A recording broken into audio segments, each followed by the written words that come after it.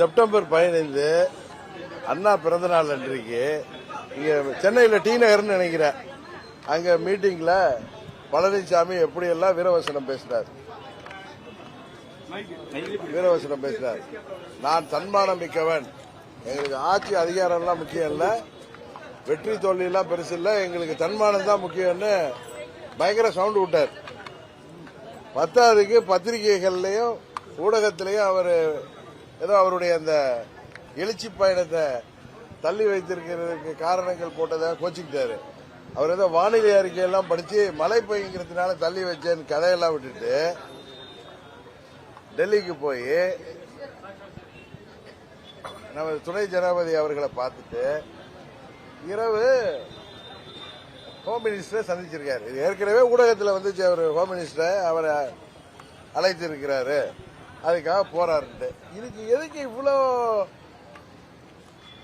இப்படியெல்லாம் பொய் சொல்லி யாரை ஏமாற்ற பார்க்கிறார்? நான் எப்பயும் சொல்றேன், தமிழ்நாட்டு மக்களையும் மற்ற அரசியல் கட்சியை சேர்ந்தவர்களையும் இனிமேலும் பழனிசாமி ஏமாற்ற முடியாது. என்ன ஹோம் மினிஸ்டரை போய் பார்த்துட்டு அது கூட்டணியில் இருக்கீங்க, ஹோம் மினிஸ்டர் ஓப்பனா இங்க வந்து சென்னையில் ஏப்ரல் 11 இவரை கூட்டணியில் சேர்த்து அறிவிச்சுட்டு டெல்லிக்கு போறாரு. என்ன காரணம்? இப்படி ஹோம் மினிஸ்டரை பார்த்துட்டு வெளில வர்றப்ப முகத்தை மூடிக்கிட்டு வர வேண்டிய அவசியம் என்ன இருக்கு?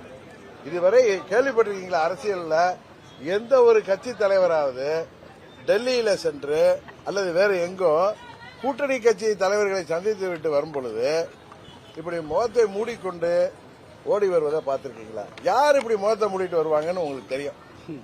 எனக்கு நேற்று ஊடகங்கள் மூலம் தான் தெரிஞ்சு, பக்கத்தில் உட்கார்ந்தது அவருடைய அன்பு மகன், 2 பேரும் மூஞ்ச மூடிட்டு வர்றாங்கன்ட்டு.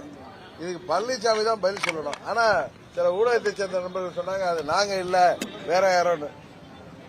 ஹோம் மினிஸ்டர் வீட்டில இருந்து யாரும் மூஞ்ச மூடிட்டு வெளில போக வேண்டிய அவசியம் இல்லை. அங்க வந்து அவர்களை சந்திப்பது யார் என்பது எல்லாருக்கும் தெரியும்.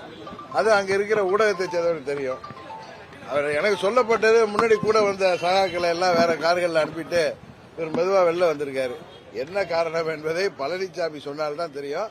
ஆனா அந்த காலத்தில் சொல்லுவாங்கல்ல புலவர்கள்லாம், மன்னர்களை ஏதாவது ஒரு சாதனை செய்தால் அவர்களை இன்று முதல் மன்னரை நாங்கள் இப்படி அழைக்கிறோம் சொன்ன மாதிரி அண்ணன் பழனிசாமி இன்று முதல் முகமூடியார் பழனிசாமி தான் அழைக்கணும்.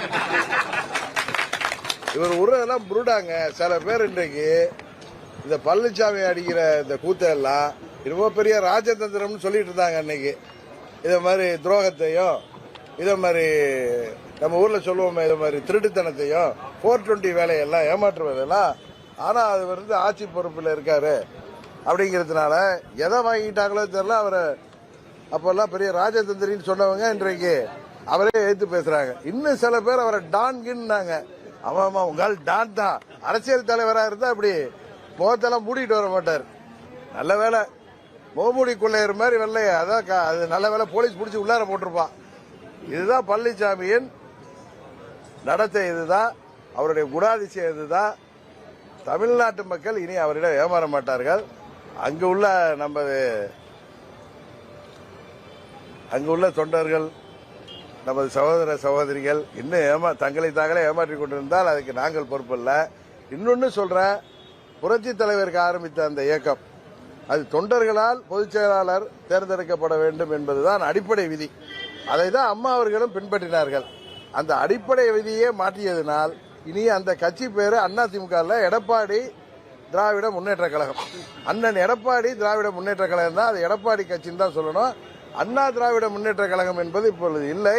புரட்சி தலைவரும் போற்றி காத்த அந்த வெற்றி சின்னமான இரட்டலை வைத்துக் கொண்டு தொண்டர்களையும் தமிழ்நாட்டு மக்களையும் ஏமாற்ற பார்க்கிறார் பழனிசாமி. இந்த தேர்தலில் என்னதான் பணபலம் இருந்தாலும், எத்தனை கட்சிகள் கூட்டணி வந்தாலும் உறுதியாக பழனிசாமி தோல்வியை சந்திக்க போவது உறுதி. சார், நீங்கள் அமித்ஷாவை சந்திப்பீங்களா? சந்திக்கிறதுக்கான வாய்ப்பு இருக்கா? நான் உங்கள்கிட்ட சொல்றது உங்களுடைய யூகத்துகளுக்கோ நீங்க கேட்கிற கேள்விகளுக்கெல்லாம் நான் பதில் சொல்ல வேண்டிய அவசியம் இல்லை. முத்துராமலிங்க தேவருக்கு பாரத ரத்னா கொடுக்கணும்னு சொல்லிட்டு ஹோம் மினிஸ்டர் சந்திச்சு மனு கொடுத்திருக்கேன்னு சொல்லி ட்விட்டர்ல போட்டு. அதாவது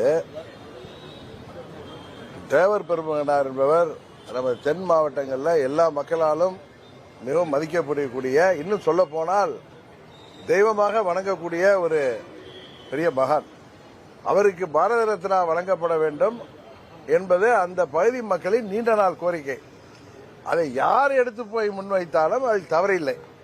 ஆனால் அந்த பகுதி மக்களை எப்படியெல்லாம் அரசியல் ரீதியாக 10.5% என்று அறிவித்து ஒரு கண்ணுக்கு வெண்ணையும் ஒரு கண்ணுக்கு சுண்ணாம்பு வைத்து அந்த பகுதிக்கு செல்லும் பொழுதெல்லாம் 105 சமுதாயத்தைச் சேர்ந்த மக்கள் எப்படியெல்லாம் கடந்த முறை இவர் சென்றப்போ கூட எவ்வளவெல்லாம் இவருக்கு எதிராக இருக்கிறார்கள் என்பது தெரிந்து அதை எப்படியாவது அவர்களை சரி செய்ய வேண்டும் என்பதற்காக அவர் முயற்சி எடுக்கிறார். அதே நேரத்தில் யார் போய் தேவரையா அவர்களுக்கு பாரத ரத்னா விருது வழங்க வேண்டும் என்று கோரிக்கை வைத்தாலும் அது ஒரு நல்ல கோரிக்கை தான். அவர் சொல்ற மாதிரியே தமிழ்நாட்டில் வசிக்கிற மக்கள் எல்லாம் ஒன்றும் முட்டாள்கள் இல்லை. இதே மாதிரி முகமூடி கொள்ளையர்கள் எல்லாம் பார்த்து அவர்கள் ஏமாற மாட்டார்கள்.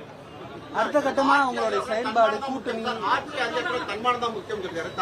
அதான் தன்மானம் மிக்க தலைவர் 15ஆம் தேதி இரவு 8 மணிக்கு சொல்லியிருக்காரு.